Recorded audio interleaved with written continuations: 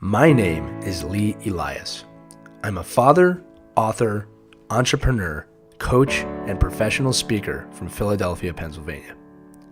For the past several years, I've been on a working life adventure to both sides of the Atlantic, while my wife Janet served in the United States Air Force. I coached pro hockey, and she served as a physician. We started our family. I started a company, wrote 2 best-selling books, gave more speeches, and did more consulting than I thought was possible as a stay-at-home dad. I got asked to collaborate with sports teams, creators, influencers, businesses, and some pretty amazing people, all with the same goal in mind: to enjoy functioning as individuals within a team. What makes this possible is authenticity and storytelling to earn trust. It's the key to communication for everyone. I'm really excited to be here at the Philadelphia Coaches Conference to both have listened to and now to speak to the coaches and administrations that have such a major impact on athletes both in sport and in life. I'm Lee Elias, and here we go. So I am the last person to speak today. So as tradition, when I'm a closing keynote, I ran to the 7-Eleven. I bought a bunch of Red Bulls, all right, because I know some of you need them. It's post-lunch. So would anybody like a Red Bull? I also have gum. I'm going to toss them, but somebody better take one of these. Who wants the gum? Well, I get lots of gum. I'm just going to hand it. You can just pass it around. Okay, this is how you sell a crowd, by the way. Who needs a Red Bull? You? Are there any nutritionists in the room? Because I'm sorry. You want sugar-free, regular? There you go. Who wants the orange one? The orange one's You're looking right now. I'm going to give you the orange. Yep. All right. Hey, man, get some wings. I got sugar-free and regular. Right there? Oh, you look like a sugar-free guy. Thank you very much. Who wants the last one? I can do another raffle. Back and there you go, sir. If you didn't get a Red Bull, I'm sorry. Tell me about it. She'll get There you go. Thank you. All right. I'd like to wake everybody up before we get going here. And I assume everybody can hear me, correct? Yeah. All right. So what I'm going to be talking about today is what I consider to be the 1% difference that the top teams in any sport share. I have found through my research, through my work, that there's really just 1% of teams that do what I'm going to speak about today, and it really does set them apart from the rest of the teams. Not that you can be a bad coach and win, it's more so that the teams that are doing this have found a way to go beyond. And it's something that I found, again, in my work, that not a lot of teams do. So, before we jump into what it is, I want to go over some things that we know, right? There are 3 things that have to be present. They must be present in order for a championship atmosphere to take place. I do want to define that when I say championship atmosphere, I'm not talking about just trophies. It's any environment where winning, however you define that word, graduating players, winning a trophy, winning a game, where this takes place. Winning is defined in many ways. The first, most important one is talent. You must have comparable talent in the league that you're playing in. You can't defeat another team with players that just cannot literally compete. We all agree on this, right? You have to have some form of talent that can compete with the other talent, right? Number 2 is tactics. That's where we all come in, right? Great talent can't overcome bad tactics. Bill Belichick said that. He probably knows what he's talking about. Figured out his record. Tactics. Now this is usually when I work with coaches, when I consult coaches, where it stops. Okay? Well, I focus most of my time on my talent and my tactics. What if I were to tell you there's a third thing that is equally as important as those 2 things? Now I want you to understand what I mean by that. I'm not saying that I spend a little bit of time on this next thing. I'm saying when I coach or work with the team, I spend a minimum of 33.3% of my time doing this. I find a way to work this in to the coaching, and that is a team bond. A lot of coaches that I speak to, they believe in this, but they tell me, well, it just kind of happens as it happens. It just appears. It does not. There are times that it comes more naturally, but the development of a team bond, the nurturing of a team bond, a word that I use on purpose, and maintaining that team bond is equal to tactics and talent, because you cannot win without it. Does anybody disagree with that statement? Who in this room's won a championship before or had a major victory? Have any of you won with your team and hated your team? Just went, man, we did it, but these people I played with sucked. I hate them. Did you feel something together? Something existed beyond the game, correct? How many of you still stay in touch with the people that you won with? Right? There's something more. we don't focus enough time on a team bond. Now, when you break down a team bond, there's a lot of different factors that go into that. A lot, okay? And these are typically the things that I talk about. Today I'm going to focus on just one of them, and that's identity. Okay? It's very important. And it's something that everybody can create. And as you can see, an identity is the creation of something tangible, something you can create that your team can buy into that's more than just we want to win the game. I work with teams that say, well, what do we want to do? We want to win, coach. That's great. Everybody wants to win. I know you want to win. But why? What separates you from everybody else that's going to make you win? What's your identity? What's your culture? There's been some great presentations on this already today. Okay? So when we look at identity, I want to show you how easy it is to spot an identity. You may have heard of this man. His name is Nick Foles. He played for the Eagles. So to prove to you, you already know this, right? What was this team's identity? Underdogs. Right. Don't even need to wait, right? Underdogs. They created it. The bookies played right into our hands. They made the Pats the favorite in the Super Bowl. It couldn't have been better for the Eagles that year. Is anybody not an Eagles fan in here? Brave. do I want to know? Does it rhyme with Schmalis? Good, that's fair. All right. Like Schmeins, that's okay. Underdogs, right? Next one. Anybody know who this team is? What was their catchphrase? Anybody know? Survive and advance. You already know it.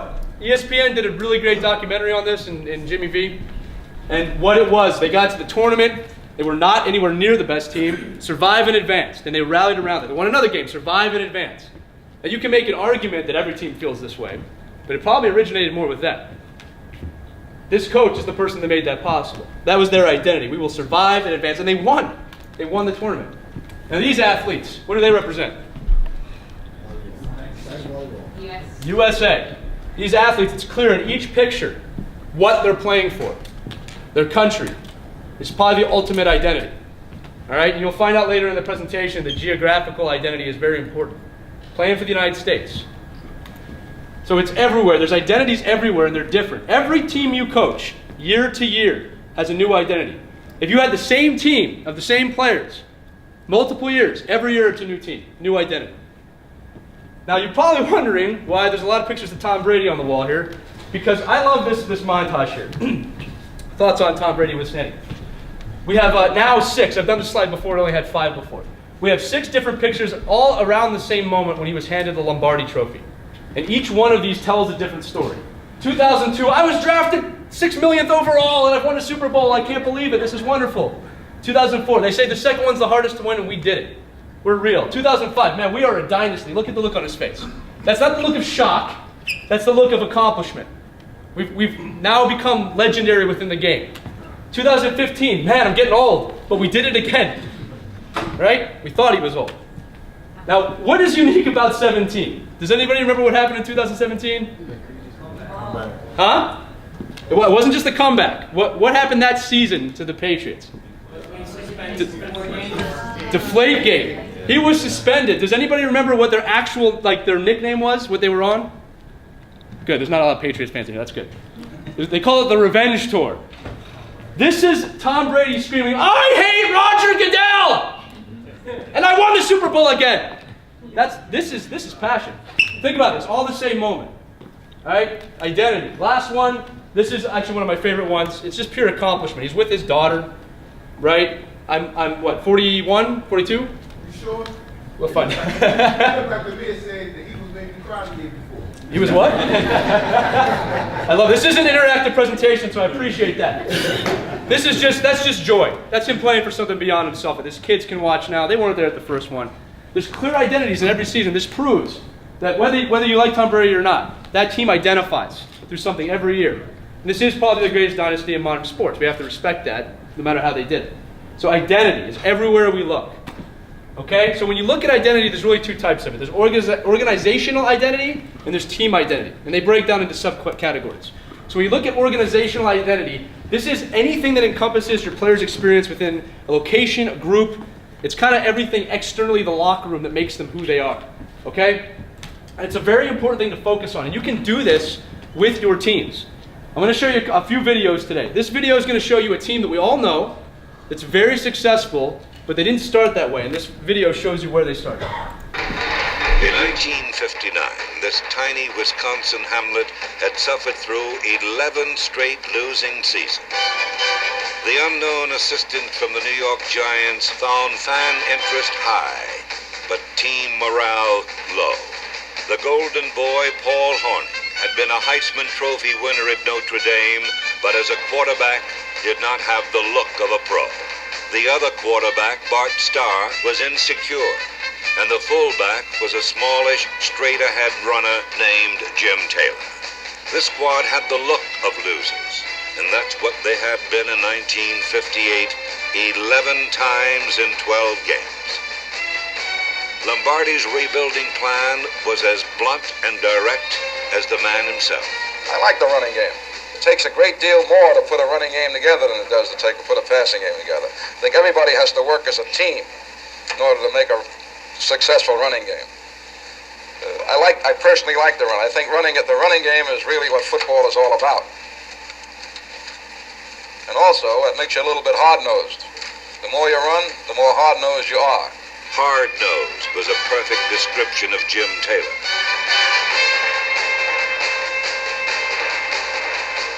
Lombardi liked Taylor's roughneck style and saw the same trait in Paul Hornung.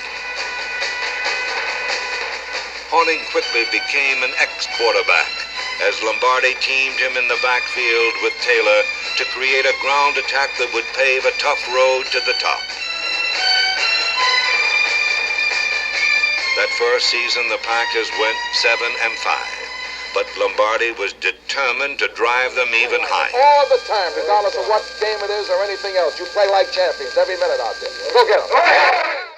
I love this video for a few reasons. One, I love that they refer to Lombardi as an unknown assistant coach from the Giants. Okay? I love that it makes me feel like I'm back in high school with an overhead projector. All right? And I also like hearing him talk about football. Well, pro football is no longer just a running game, obviously. There was a clear identity that he set with that team. There's a great book called That First Season, which documents his first season with Green Bay. I want to note again, they said it in the beginning, 11 straight losing seasons. I've never really known Green Bay as a team that was back, right? They've always been a team that emulates success, right? He changed the culture and the identity of this team. In that book, they talk about his first day during training camp, whatever they call it, training camp at that time. Players showed up late, he started running on the football field until he threw up. Next guy show up late, he was off the team. Right away, different culture, different identity, right? He said that from the start. That was the big change. He's a pretty good tactician too, right? Remember, this is all before they named the trophy after. It's pretty impressive to look at that. This is 1959. It might not have been called identity at that time, or culture. We might not have known that. He understood that. And there's been so many quotes about he would have won in any sport at any level because of his ability to do that. Okay. Team history and past players is a big part of fighting identity. A huge part, okay? If I asked you right now, do your players know, and some of you might have had this, do they know the history of your program or your school? You don't have to answer. Do they know who they're playing for, or are they just playing for the team? Okay, it's very important to do this because it establishes there was a team before me, there will be a team after me. Okay, that's a very powerful thing. The team is bigger than me. That is part of an identity. I've coached at the high school all the way up to pro, and at every level we have players that do not understand this when they come in. Let me sit you down. Let me not yell at you. Let me sit you down. Let me tell you the history of this team. Why it's special that you play for this team. Okay, if you're coaching a brand new team, guess what? You're the history. They get to be part of that. Anybody else? There were players here before you that gave their heart out so you could have an opportunity to play. There will be players that are just being born that will be here one day. You're a part of that. This team is bigger than you. It's bigger than me. Have you established that identity with your players? When it comes to past players, bring them in. Any age. I always talk about this. I was working with a high school this year. We had an NFL player. Very good NFL player came back. What do you think that meant to our kids? He decided to come back to the city to talk to them. Or another really great example. Players, if you're coaching high school, and there's a player that's 21 years old in college, or college, and they just got out of college. Bring them back. Think about how that might help them. I remember being in my early, mid-20s, not knowing what I was going to do with my life. If a coach asked me to come back, that was great, man. I can talk to someone. I can make them feel like, this is great. My life's tough right now. Let me remind them how awesome this is and how great it is to be a part of this team. Identity. Very important to build that. Okay, the next one. In the locker room, Now this is the simplest one to do, but not many people do it. And a lot of this people go, well, this is all about budgeting. And it's not. Okay, this is a team I worked with in England called the Peterborough Phantoms. When I walked in their locker room the first time, it was bare. There's just stalls and hooks, that's it. We created all of these things. We put pictures of past players up on the wall. Words that obviously are things that we want to live by. We put that above the stalls. Accountability, 60 minutes. That's how long we played the game. This is what you must do. It's always in their face. In the coffee room, we had every championship photo that the team's ever won. I want them to look at that while they're drinking their coffee. Or whatever they're drinking. I want them to understand what they're part of. The team is bigger than me. This one right here, we created this poster. I made it into a puzzle. In a training camp, we gave every piece of a puzzle to a player. That was a tongue twister. Wow, didn't expect that. And when we finished, we had to climb up a mountain. We put the puzzle together. That's still in the locker room today. Identity, culture, and a message. Here's another one some of you might be familiar with. The Frankfurt Pioneers, home of champions, Philadelphia school. Got some people from there today. First time I walked into this locker room, there were pads on the floor, dust everywhere, trash on the ground. Trophies were in the bathroom stall, multiple trophies. One of the other coaches' pictures was down, and I remember as a rat or mouse ran right in front of me. And I remember I was super excited because this is rock bottom. This is exactly where I love to do my work, at the bottom, right? There's nowhere else to go but up. So what did we do?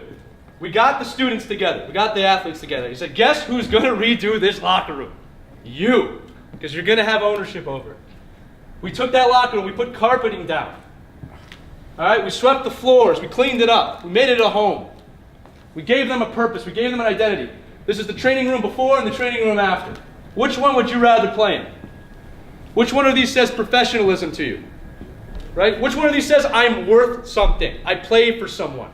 They will take care of me. And if you put yourself in the position of the players, if you help build this, what do you think you tell the incoming freshman next year? You better wipe those cleats off. I'm not vacuuming the floor again, which is going to happen anyway. We built an identity, okay? We put things up on the wall. We put the logo prominently. I always tell my teams, you do not drop your jersey on the floor. You do not step on the logo. You do not disrespect our team. And if they do, there's a fine. And it becomes a little fun sometimes. Like when I was playing hockey, we used to have people kind of make them back up onto the logo. Look at that. This becomes a game. You do not disrespect the team logo and the colors and your jersey. You saw this before. Accountability, service. Once a pioneer, always a pioneer. Culture, identity. The team is bigger than me. There's a team before me. There'll be a team after me. This will stand forever. And students did this as well. Outside the locker room, I'm going to tell you a fun story now. Talks about inside the locker room. Any English Premier League fans in here? Good, well then you know who this team is. The Leicester Football Club, entering the 2015-16 season. Favorites to be relegated from the league. Dead last. 1/5 the salary of the top team. There's no salary cap in soccer in England. Football, to be correct. My favorite part, 5,000 to 1 odds to win the league by the bookies in England. 5,000 to 1. To put that in perspective, I did some research on other odds. Okay, Buster Douglas to beat Mike Tyson, which he did, was 37 to 1. If those of you who remember, it was a massive long shot. Okay, the Loch Ness Monster being found, 500 to 1 odds. Kim Kardashian being president or Elvis being found alive, 2,000 to 1 odds. And this is real, hitting the hole in one, 3,631 to 1. And of course, Leicester City winning the EPL, 5,000 to 1 odds. Elvis is there. Elvis is well, he had better odds, of course he is. Football fans, what happened? They won the Premier League. Okay? They won the Premier League against literally all odds. Okay? That's their fans, that's the team. Now, the question always came up, how did they do this? Cinderella story, how did they do it? To give you an idea, I was living in England at the time. Okay? Every week we got another excuse about why they were doing so well. It was never a good reason. It's, they're just being lucky. This got so crazy that when there was only 4 or 5 weeks left in the season, bookies were offering payouts to people that bet on them to win because the money was so bad that if they actually ended up winning, they were going to have to pay out. Anybody know how much money bookies had to pay out after that season? 11 million pounds in bets won. How did they do it? Well, they had a very clear identity. Head coach of the team told the team, if you get a clean sheet, shutout, I will take you out to pizza. This is kind of where it started. They got a clean sheet, took them out, they made their own pizza. Every bit of English media made fun of them for this. You know what they did the next game? They went out and they made pizza. And they did it again and again and again. They identified as underdogs, they identified as a team, they identified through this action. And if you read any article about this, they credit not the pizza, but they credit the team. They credit they had an identity larger than the other clubs. 5,000 to 1 odds. Right? And remember, identity is not just for underdogs. This is just a really great story. That's outside the locker room. What are you doing with your teams outside the locker room when you can to help them form an identity, to help them form a culture? Okay, location, community, and fans. This is always a touchy subject for a lot of people. Okay?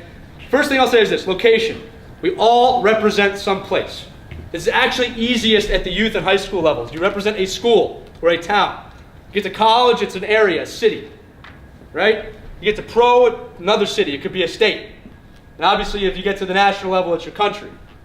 We all have a location that we represent. Are you incorporating that into who you coach and why it's important that you represent that city? Community. There's people in the community that want to be part of your team. They want to help out. A little bit different than fans. Fans are every coach's favorite, right? You know what you should do. I hear that every year. Okay? But they are an important part of the team. Okay, instead of me talking about this, I'm going to do a little Philadelphia favorite here. Don Staley, who coached at Temple for a while, gave an article in the Players Tribune in which she said, I'm going to read it, I found quickly that when you have a connection and a shared belief with your team, when you share a vision, you can accomplish a lot together. That was the beauty of those Temple years. Another person who didn't really think about coaching at South Carolina. Check myself on that. Okay? I found a little radio interview I want you to hear with her right now. So how did you get the community so locked in? I mean, to be leading the country in attendance. I mean, granted, right, you've gotten it done, right? But at the end of the day, at the beginning, how'd you rally the community around you? In other words, how'd you create your team around you in and around South Carolina? Well, it's the same way. I mean, it's grassroots. It is inviting fans to the office to come hang out. It is stopping in the grocery store and talking to them. It is pounding the pavements. We tried to, we've knocked on doors. We've given our season ticket holders, we gave them door-to-door service. We plan themes, our team, our yearly themes. We plan with our fans in mind. So we've made them a part of our family. We've named them, instead of fans, we've named them FAMs. Oh, that's cool. Yep. We feel like they're a part of our family, and they feel vested with that. There are diehards. Like it's a lifestyle for them, and we understand that, and we cater to that, and we make sure that we have them in mind in everything that we do, because they created something here that no one thought would be possible. Even me. I'll be quite honest with you, Molly. I only concentrated on the basketball and the products that we put on the floor. That's the only thing that I really concentrated on. I didn't see, our building filled. I didn't see, leading the nation in attendance for the past 3 years. I didn't see any of that. The fans painted that picture. So you have to allow people to do their part. And when they start coming in, we felt like we just got to continue to do what we're doing. Be accessible to our fans. Stop and talk to them. I love it. When we understand a fan base here, understood enough that the fans and the people in the town were important enough to help them develop their identity to fill that place every night. She would go on later in the interview to talk about that definitely has an effect on the players. And you're crazy if you don't think a fan base has an effect on your players. Now, with that said, I've coached in the inner city here. I understand some places you don't want fans to show up to the games. Okay, I get that. But in some way, community, parents, anybody that can show up, that can show support, that can be part of the team, it's part of the identity. Anybody who plays sports professionally in Philadelphia knows that. I think that's why we're all either super impressed or a little intrigued by Bryce Harper, who voluntarily did this. And he understands the fan base. Wore Fanatic shoes to his first game.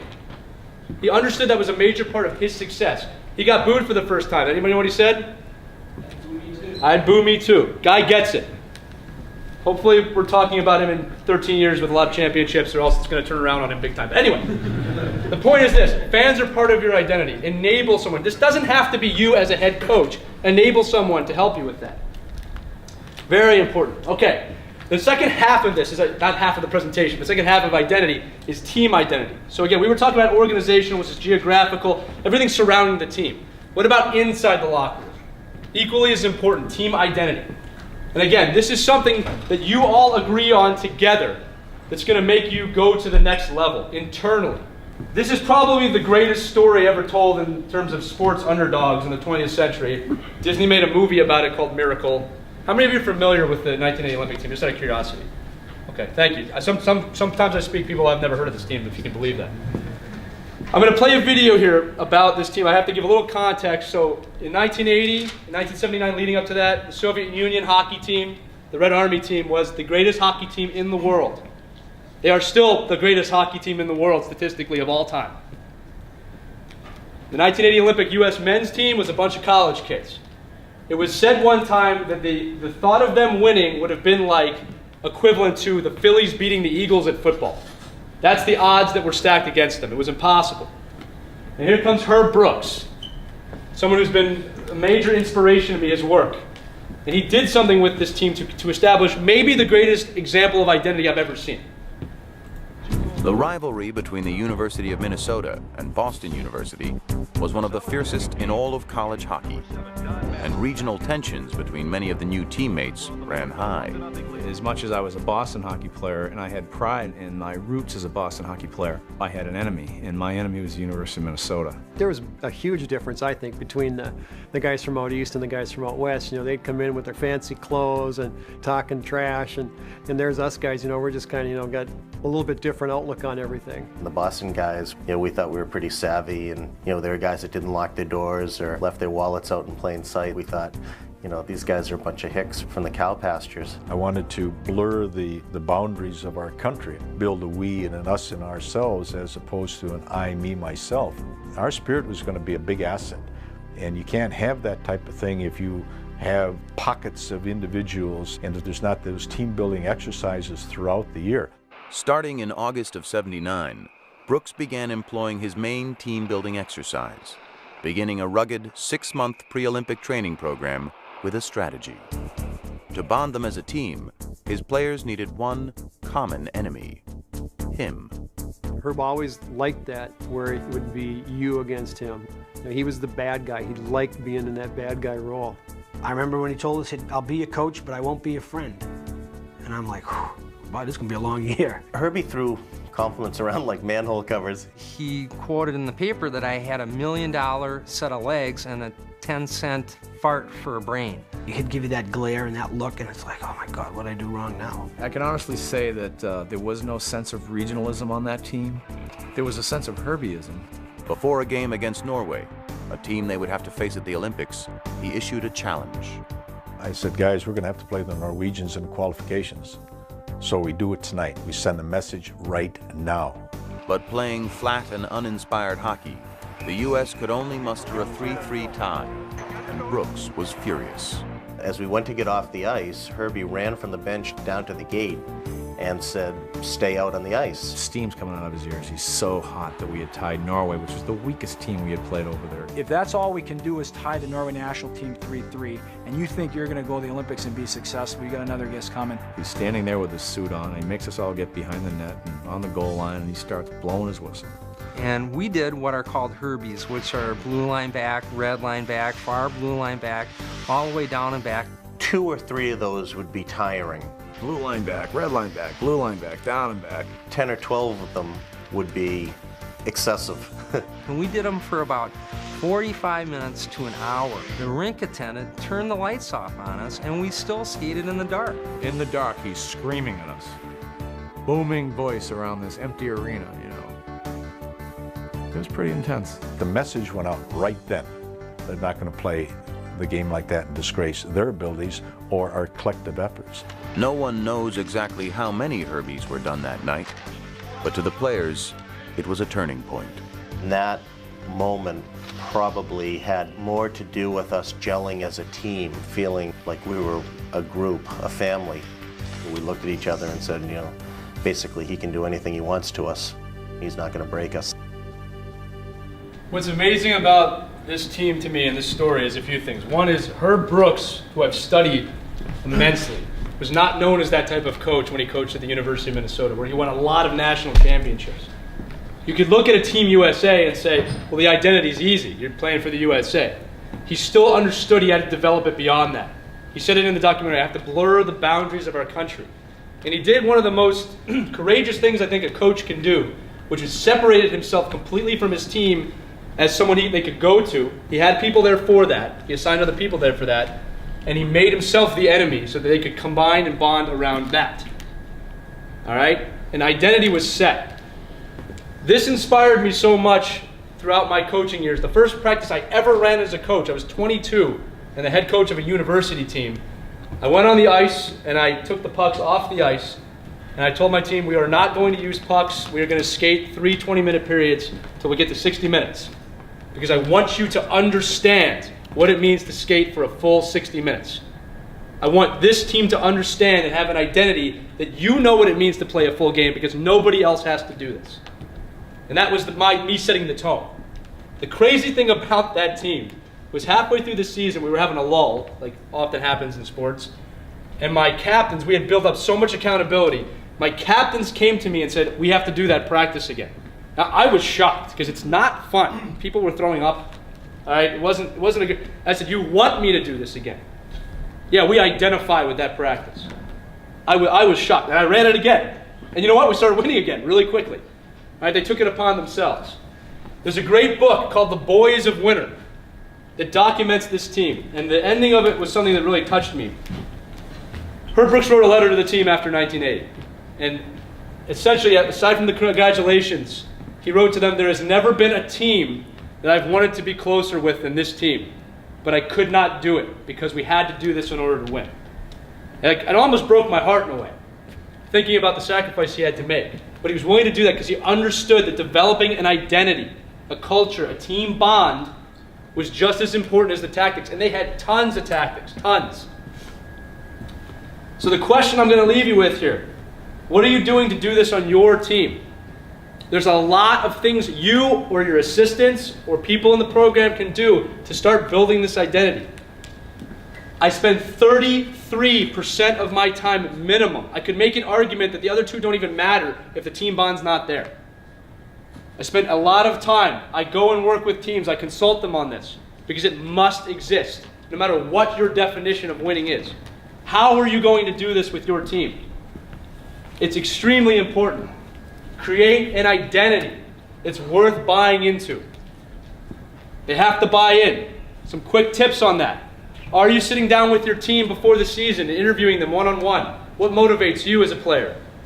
What does the word trust mean to you? That's always the first question I ask a coach. Define trust without using the word in the definition. And then realize that everyone on your team has a different definition of that word, which is the foundation of anything, any relationship.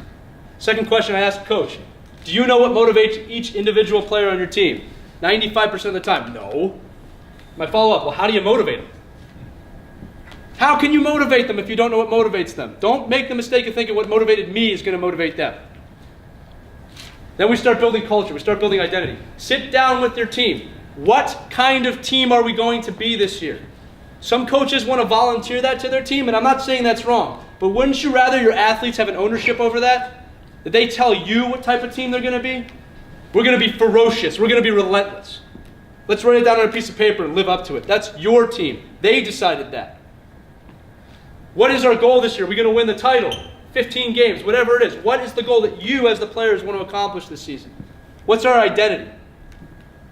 That is the thing that 1% of teams do differently than everybody else. That win consistently and that can find that next level. I'm going to reiterate this. 1% of teams do this. And rising. Which I enjoy because it helps me with my job. Thank you so much. If you have any questions, we have time. I have about 10 minutes right now. We have about 10 minutes. Thank you.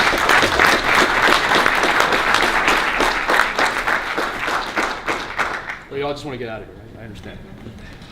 Anybody have any questions? It's okay if you don't. Well, then I will bow and thank you for coming today. Is Dr. Giddings in here? Yeah, oh yes, I'm sorry. I know briefly you touched on how did you get into that field? Did you create your own niche, or was it someone else before you did it and you kind of stepped into it? It's a great question. So she asked if this is something I got into, someone showed it to me. What's funny is that documentary you saw, I saw that when I was a teenager. And it was clear to me immediately what he had done. And later on in life, I realized that, speaking to other people, they could not see what I had seen in that documentary. For whatever reason. They said they got lucky, or the tactics were just better, or they worked really hard. And I started realizing, man, people don't see this. They really don't understand it. So I was in graduate school at the time, and I was inspired to write by Dr. Giddings, believe it or not. And a book poured out of me about building these team bonds. And it turned into a niche, and that's what I do now. People bring me in to create those team bonds. So it's very hard to explain how it hit me. Some coaches are really great with tactics. They can just see the court, the ice, the field. This is kind of my court, ice, or field. Like the team bond just naturally, it's just something I understand. Yeah, thank you for asking that, though. I appreciate that. Yes? So I see one of your books says win. Yeah. So everything that you've spoken about is the culture. What is your take on, do you use that word? How do you incorporate it? Yeah. Is it a skill set? Is it something you don't even talk about? In terms of win, like the name, or? Winning. Yeah, so one thing I always say is, again, it's defined however you want it to be defined. There was a great question that we were doing in another coaching type atmosphere where there was the quote, winning's not, help me finish that, it's winning's not the only thing, right? Or it is the only thing, right? It's not sometimes thing, it's an all the time thing. Winning is in everything. Thank you. Yeah, no, so it was, is it an all the time thing? That was the question we posed to coaches. Is it an all the time thing? And there was a lot of conflicting answers here of like, no, the kids' welfare is just as important. It's not everything. And my mind went to this, is that depending on how you define that word, it is everything. If you define this word by, I want my players to survive the season, get a good education, go to college, in some cases literally survive, if that's your win, you should be relentless in your pursuit of that win. Relentless. Right? In terms of winning a trophy, that is not the only thing. But however you define the word, and that is why I put the word on there. I do have in the intro a part about that. However you define winning, you should be relentless. One thing I know from working with pro athletes is their competitive level, this is true of some college athletes too, it is off the charts. It is a level that some people don't understand. The amount that they compete is at a professional level. And I said, why can't you apply that to anything? Why can you not apply being relentless towards a job, your family, your community? You just have to apply the mindset. I loved ice hockey. I love it. I still play. I believed it to be my life for a while. I'm a father now. I put the same amount of effort into being a father as I did a hockey player. And I do that by saying to myself, it's the same thing. You love your kids. You love hockey. My work, the companies that Amy alluded to, I love them. I'm relentless in my pursuit. I've applied my sports analogies to everything. One thing coaches do great, we love analogies. Right? We use them all the time, metaphors and analogies. I just instruct people to do that. I have a friend that one time asked me, he said, I'm in a rut in my life right now. I just feel like everything's coming at me and I don't know what to do. And I said, well, when you play ice hockey and you go in the corner, no one is better than you of getting out of a corner. How do you do that? It was funny, he went right into that. He went right into how he gets out of the corner. Like, this is what I do, man. He was passionate. Well, just do that in your life. And I remember, he goes, well, it's not that, damn you. That's exactly how it went. And it clicked in his head immediately. Why can't we do that with our athletes, right? How many of you have an athlete that just works really hard on the field, just can't do it in school? Right? I do. We all do, right? Have you had that conversation with them? Well, what's different about school than the football field? Well, my teacher's this. No, what's different? It's the same thing. Because you know why? You can't play football if you don't do good in school. Right? So it is football in a way. Right? So, Lynn, just to answer your question again, yeah. I start with that. How do we define winning? It's the same thing as I said with trust. Trust is different for everybody, right? Some of the kids I coach, they do not have parents at home. Or they've lost parents, or people in their family have been killed. That person's trust is different. Their definition of it is different than what I grew up with. I have to respect that. I've always said working in the inner city has taught me more. They have taught me more than I have taught them. I'm very thankful for those opportunities. Same thing with winning. No matter what it is, however you define the word, relentless in your pursuit to accomplish it. I hope that answers your question. It's a long-winded answer. Do I have to do the awkward bow again? No. Is Amy here? Okay. Well, I do not have a coach's voice, so thank you so much. Thank you, Lee, very much. Thank you all very much.